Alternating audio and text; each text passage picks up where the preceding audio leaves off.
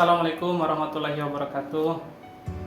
Alhamdulillahirabbil alamin wa bihi nasta'in ala umurid dunya waddin wa ala alihi wa sahbihi ajmain. Alhamdulillahirabbil alamin, puji syukur mari kita bersama-sama panjatkan kehadirat Allah Subhanahu wa taala.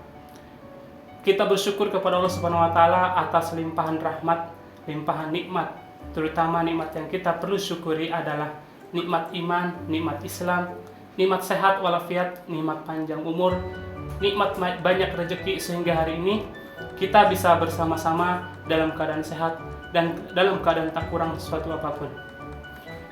Dan mari bersama-sama kita bersolawat kepada Nabi kita, Nabi besar Muhammad Sallallahu Alaihi Wasallam. Allahumma sholli ala Sayyidina Muhammad wa ala ali Sayyidina Muhammad.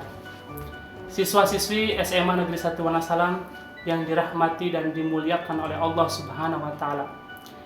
Tentunya di bulan puasa ini, di bulan suci Ramadan ini, kita semua berpuasa ingin mendapatkan keuntungan. Tapi sayangnya tidak semua kita mendapatkan keuntungan di bulan suci ini.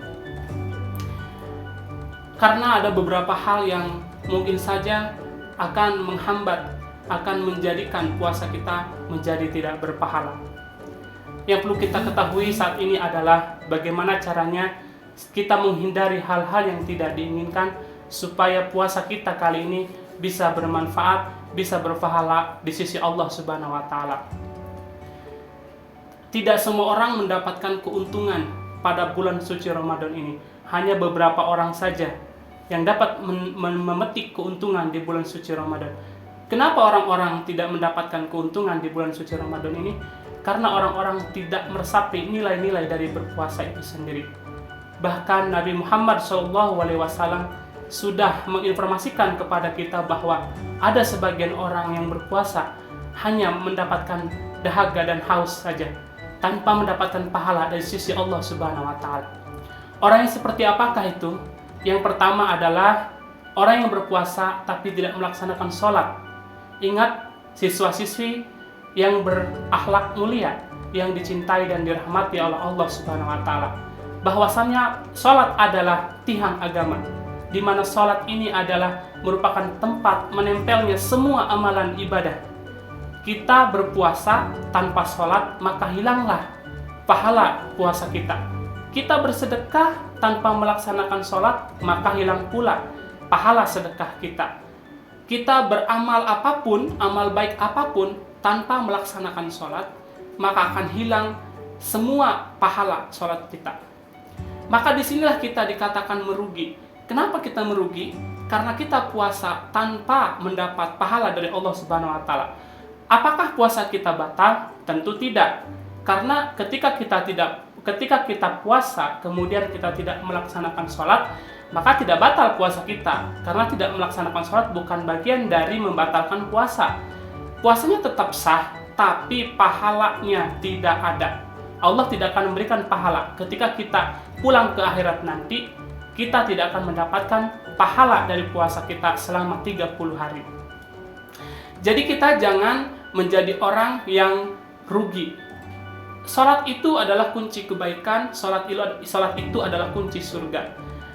Kalau kita punya mobil mewah, di hadapan orang kita bisa saja dianggap, wah kita adalah orang kaya, wah kita adalah orang keren karena kita punya mobil mewah. Tapi kalau mobil mewah tersebut tidak ada kuncinya, kemewahan kita dan kekayaan kita karena kita punya mobil mewah itu tidak berarti. Karena mobil semewah apapun tidak ada kuncinya, tidak akan bisa digunakan.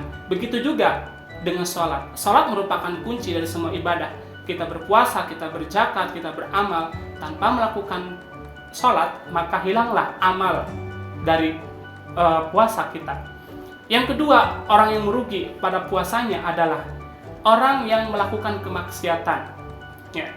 Seperti apa? Misalnya seperti gosip, bergibah, kemudian berbohong, kemudian berdusta, kemudian bisa saja korupsi, membohongi orang tua, durhaka kepada orang tua. Apakah ketika kita tidak jujur, apakah ketika kita bohong, apakah ketika kita berdurhaka kepada orang tua puasa kita batal? Tidak, karena semua itu tidak bukan bagian dari yang membatalkan puasa. Yang membatalkan puasa itu kita tahu bahwa kita minum dengan sengaja, kita bersenggama dengan suami kita atau dengan istri kita dengan sengaja di bulan puasa, itulah yang membatalkan puasa dan yang lainnya. Sedangkan yang tadi itu tidak membatalkan puasa, cuma pahala dari puasa kita itu akan hilang di sisi Allah Subhanahu wa taala. Jadi kita itu puasa hanya menahan lapar dan dahaga saja, sedangkan pahala kita tidak dapat. Jadi bagi siswa-siswi yang dirahmati dan dimuliakan oleh Allah Subhanahu wa taala, kalau saat ini kalian masih senang melihat acara gosip seperti silet atau apa ya yang ada di TV, mari kita ganti channel ya. Minimal kita lihatlah ya.